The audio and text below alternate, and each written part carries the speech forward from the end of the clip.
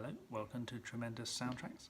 My name is Jonathan, and basically what I do is I express how soundtracks are used, why they sound like they do, what their purpose is, and how they're used to express meaning. So the soundtrack today is used in the No Time to Die James Bond movie, 2021. The soundtrack itself is called Final Ascent, and it is by Hans Zimmer, and you can find it on iTunes. What is it actually used for? So it's basically an ending scene in the movie,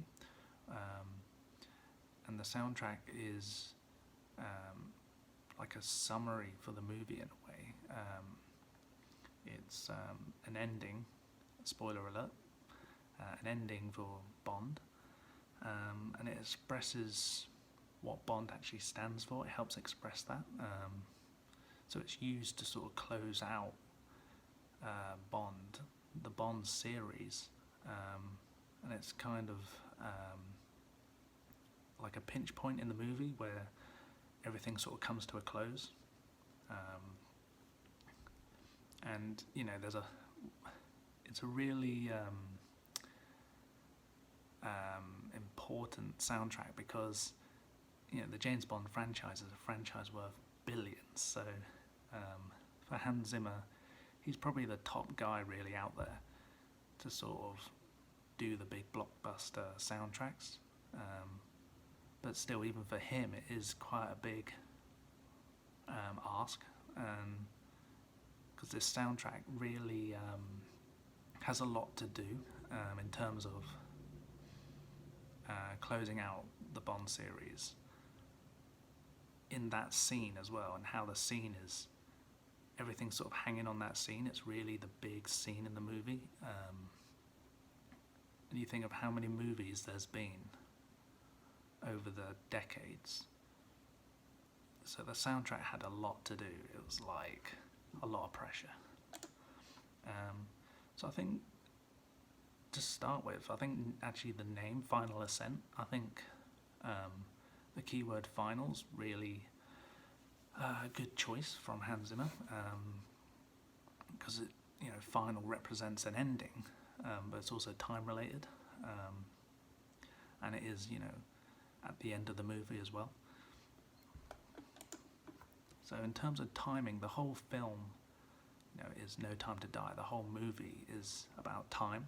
So you can see that through an aging Bond, the characters he's worked with over the years, like Felix, and how they're all aging, and the fact that he's got a daughter as well. So she's very young, and it's about she's getting older. It'd been a couple of years, and since he'd seen Madeleine, and his daughter was, I think she was 5, and it's just all about time, and how it's an aging series. The Bond series has been going on for decades, and what they're sort of highlighting really is that time is the real enemy. It's inevitable, we all get old, time doesn't stand still, and it's kind of reflected in the soundtrack. And you also see in that final scene how the missiles, you sort of see them sort of be launched and then flying and then landing, and it's used in the scene to sort of show time as well. It's like, it's inevitable, the missiles are coming, they're not going to stop, they're going to land eventually. So it's quite sort of symbolic as well of sort of destruction, time, and I think it's a really powerful sort of focus for the movie and the scene. It really has meaning, and I think that's the key part of the whole movie and the soundtrack. Is it's all about really getting that meaning, that understanding of sort of the James Bond character and what he stands for. There was a quote after the scene at the end of the movie. I'll read it out. The proper function of man is to live, not to exist. I shall not waste my days in trying to prolong them. I shall use my time. I think that quote acts as it's a summary at the end. It's after the scene, it's after the soundtrack, and it sort of validates once again further the meaning of the scene and the soundtrack, and Bond himself and his purpose and what he stands for, and how, you know, all the people watching the movie, you know, what you're taking away from it, it's that you got to stand for something. You know, sometimes it's worth fighting and dying for the right reasons. I think today it's really powerful as well with what's going on in the world, you know, in like Ukraine and stuff. So really fighting for the right reasons is okay. You know, we shouldn't fight and go to war. We should try and live in peace, but you know, if you're standing for the right reasons, then it kind of is worth it. But I'm not getting into politics. But yeah, I think it's a really powerful movie at a powerful time. So the soundtrack is used for a scene specifically at the end of the movie, as I said.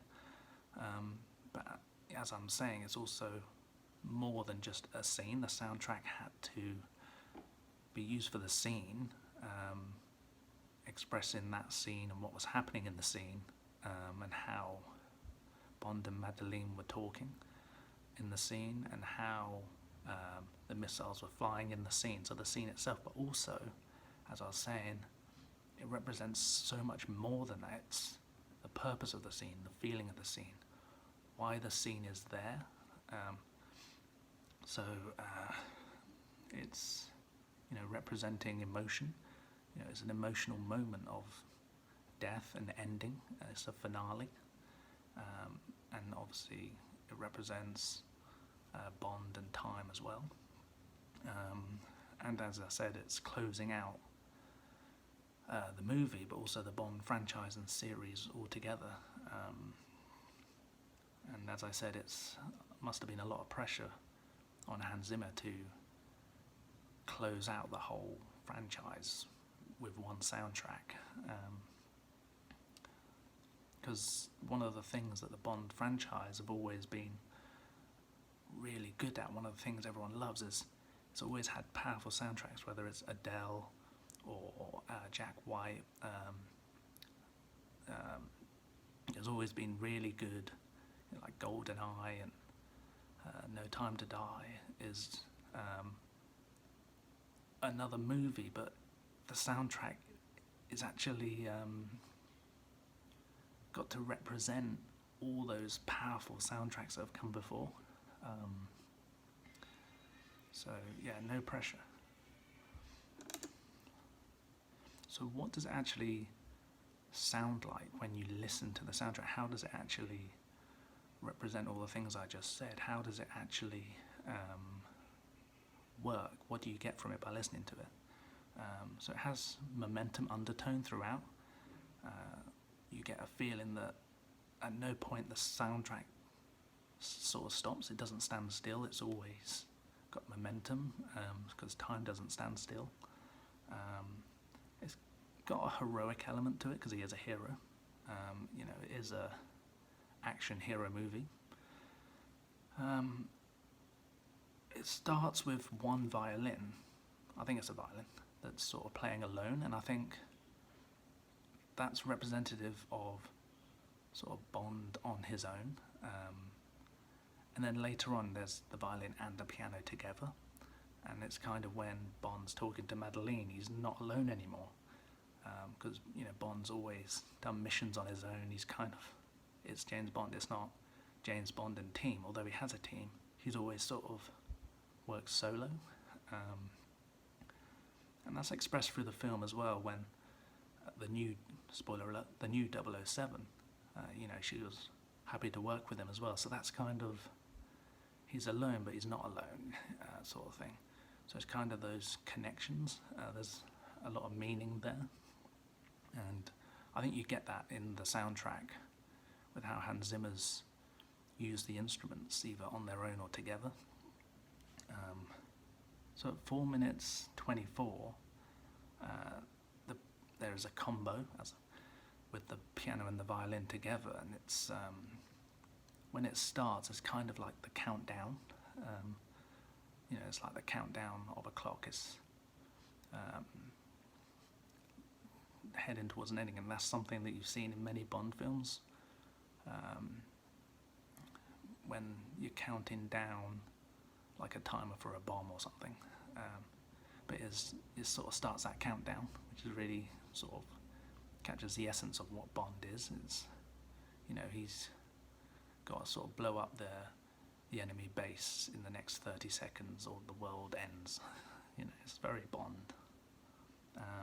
It's a sad moment, and it's sort of creating a moment of reflection for the whole Bond series, really, for the audience, because it's quite an emotional sounding soundtrack, and it is a time to reflect,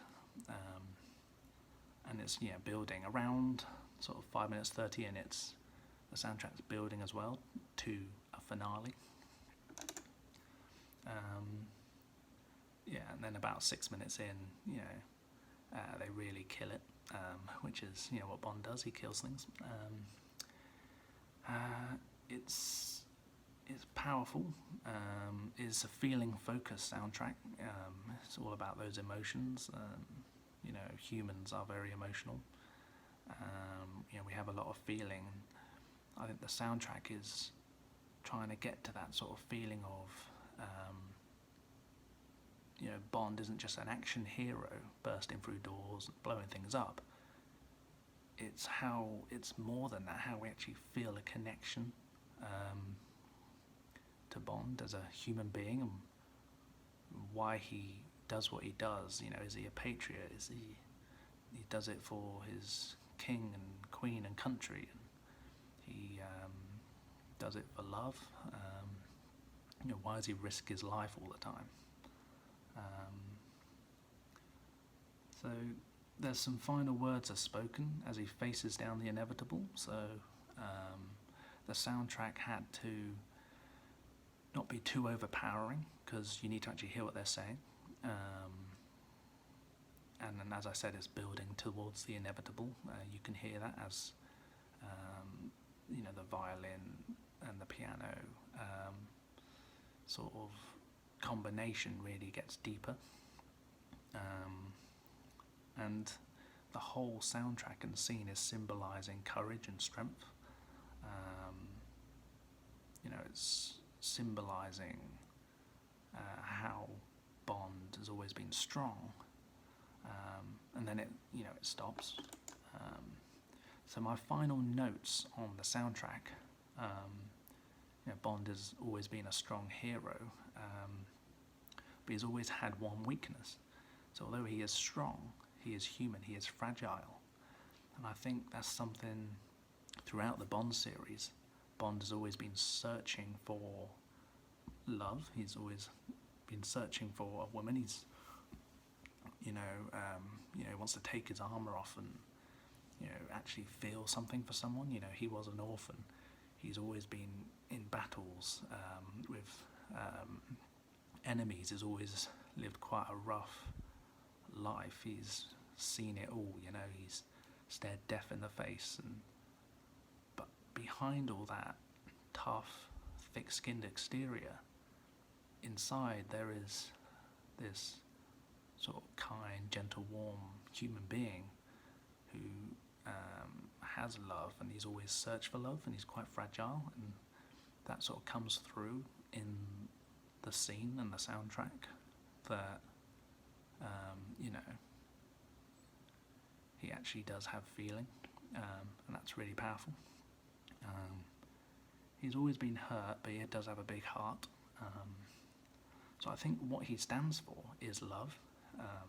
Love for his country, love for his family, and I think it's sort of something that's revealed to us as an audience, that James Bond stands for love, and I think that's really important.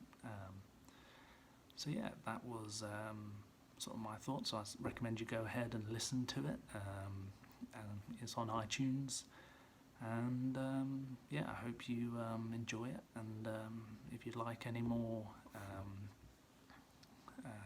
videos, like and subscribe, and let me know what you'd like me to go into next.